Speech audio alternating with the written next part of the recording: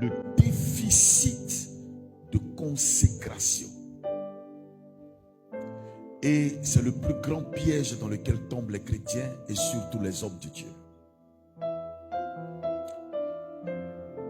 Quand je devais servir Dieu, Dieu m'a dit, ne crains pas le diable.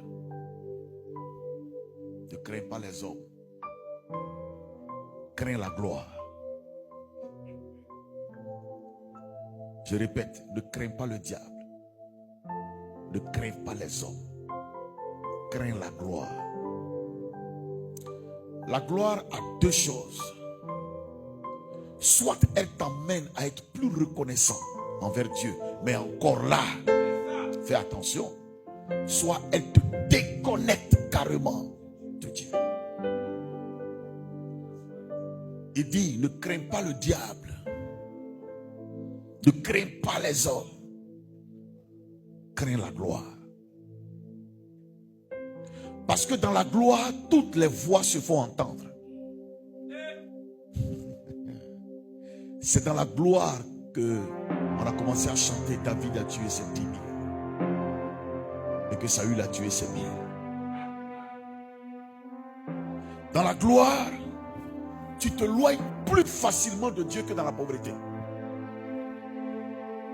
Est-ce que vous comprenez ce qu'il dit?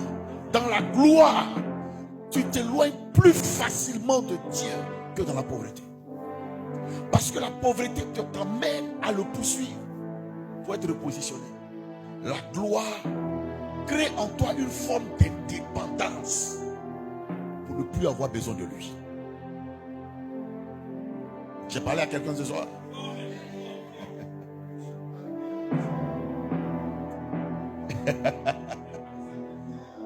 Vous comprenez ce qu'il dit? Quand vous êtes dans la gloire, vous ne trouvez plus la nécessité de prier, la nécessité de jeûner, la nécessité de lire la Bible, la nécessité même de vous sanctifier.